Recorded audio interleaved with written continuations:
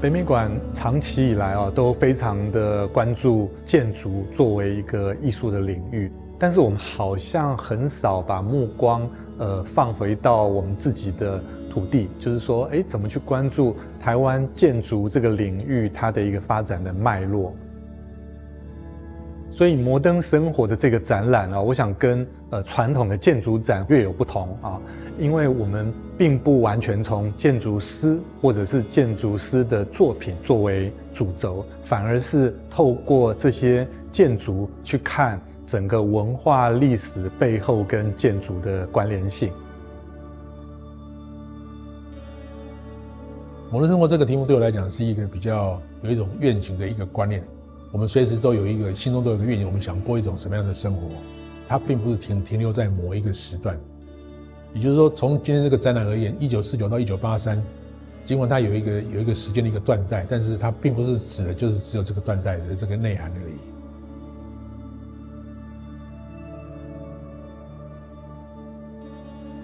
二战结束以后，基本上国民政府就接收了台湾嘛。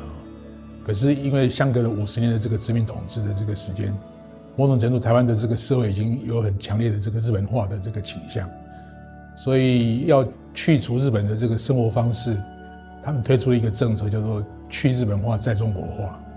那这个当然是很迫切的一个问题，也就是说它这个是一个宣示主权的一个问题。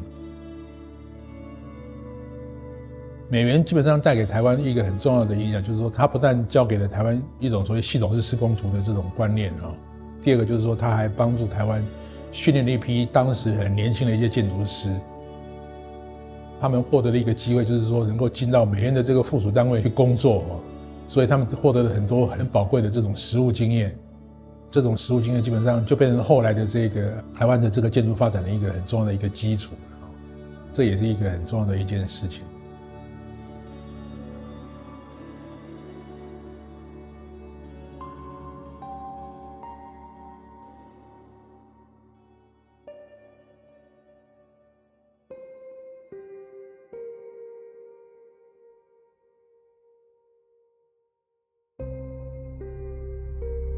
美元这个部分基本上是把美国的现代主义的这个内容把它带到台湾来。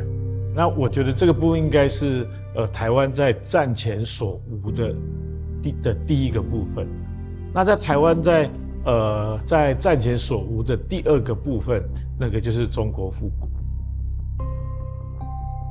在中国复古里面，它基本上是反映了一个非常有趣的现象，就是说，当国民政府在1949年底，中央政府机构都迁到台湾来的时候，他们其实是遇到一个非常尴尬的局面。一方面，它代表所谓的中国的正统；另外一方面呢，他们来台湾的时候是看不到他们想象中间的中国在什么地方。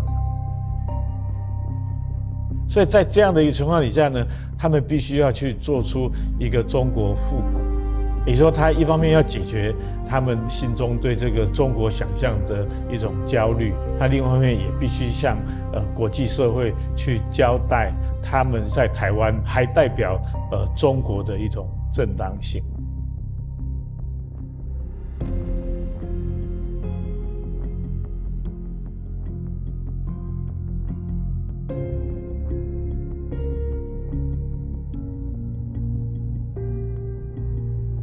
现在跟传统基本上是二择一了，没有什么灰色地带的一种讨论的一个空间。可是中国复古跟中国现在基本上，我是觉得他们都有一个想要去以中国的生活面貌为底，然后去处理中国的现代化或现代中国的一个例子。中国现在基本上，我是觉得说，他们基本上也是想要去寻求一个现代性的一个例子了这例子尽管它并不是一个类似像中国复古那样有一个官方的一种行政组织去支持，甚至他们都没有什么宣言，只不过是因为王大闳的建国南路自宅，他宣称呢，他这个是一个叫做中国现代建筑的一个尝试。那么这种尝试当然引起很多人的这种想象跟讨论的这种空间那么因此呢，就形成一种精英分子之间的一种可以互相讨论的一种观念。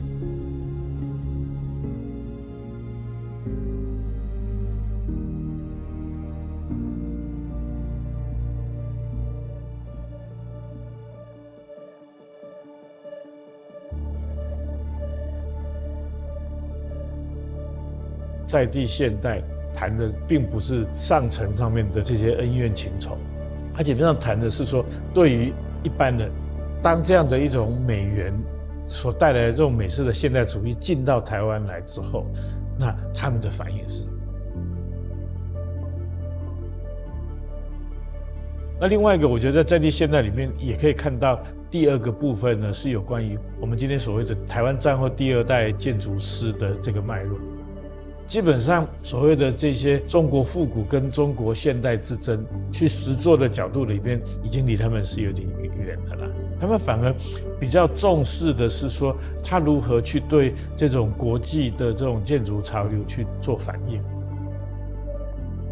所以你可以看到，在台湾的这些第二代的建筑师，最主要是跟这样的一种国际的潮流去进行一种接受、吸收、再创造的一种过程。我们看到其实是另外一个在地的一个脉络，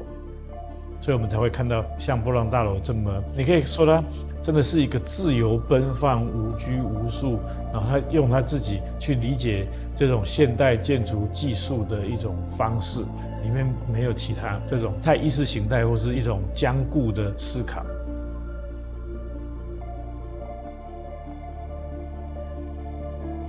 第三个，我觉得在这里面有一个重点，就是所谓的这种女性建筑师的出现，或者我们说它是一种崛起。虽然女性没有被拒绝进入到这个建筑系，可是她已经有太多的社会的障碍必须要去冲破。这些女性建筑师，当她们有能力可以突破这些社会障碍的时候，她们的个性，她所表达出来的一个状态，其实跟其他男性建筑师是非常不一样的。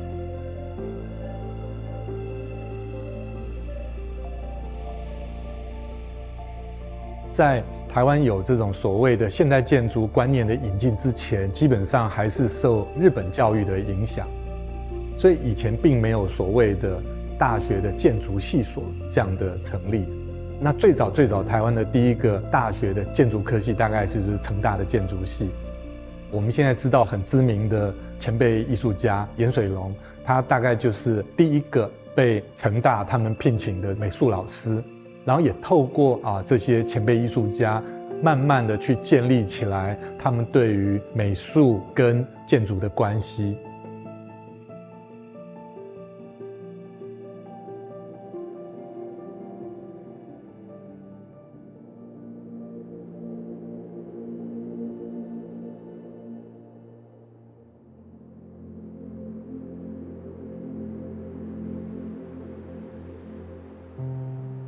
整个展览在地现代的后面接了一个蛮奇特的一个单元叫非典型。主要非典型的意思是说，它既不属于我们所认知的现代主义里面的风格，但是好像你又跟强烈的这种在地性去连结。所以我们非典型里面选了几个蛮特殊的建筑物譬如说指南宫的凌霄宝殿，或者是这个行天宫的北投分馆。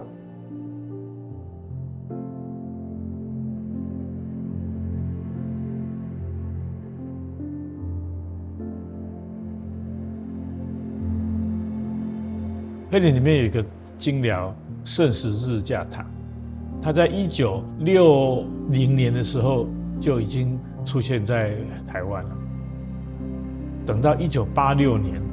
这个建筑师他得到这个普利兹克奖之后，大家才开始去找说，原来他在台湾有一栋房子，这个房子才从此出现在台湾建筑史上。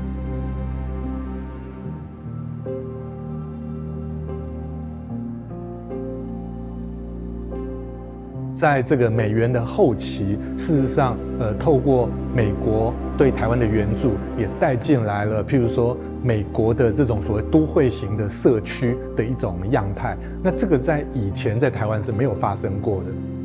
所以，我们在整个展览的尾声，就是所谓新生活，我们特别选了民生社区。它一方面好像是带进来了一个我们所向往的西方的一种所谓新的社区的形态，然后一方面其实它也说明了台湾在脱离了所谓老式的房舍概念，进入到一个更新的一种所谓现代社区的一个环境。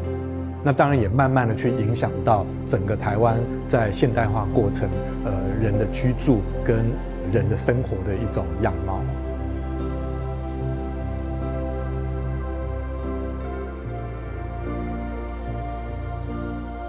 在我的总论里头，我也带了一句话，也就是说，所谓的建筑自由，生活才会自由。这个事实上是有一点暗示性的，暗示以这个1983的这个美术馆作为一个终点，可是这个终点并不是只是停在1983年这个时间而已啊。事实上，1983再过4年，1987年的时候，台湾就解严了，这是谁都想不到的这个事情。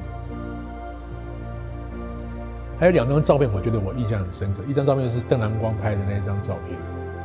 第2张照片就是所谓的这个中华商场那张大照片。那张照片大概差了30年的这个时间，30年的时间变化就这么大，生活的变化就这么大，我们的这个建筑的变化就是这么大。所以用这种方式来呈现出一个社会发展变迁的一个脉络，然后建筑在这边扮演了一个非常积极的一个角色。然后因此呢，我们可以看得到的事情就是说，建筑自由，生活才会自由，或者生活自由，建筑才会自由的这种辩证的一个观点。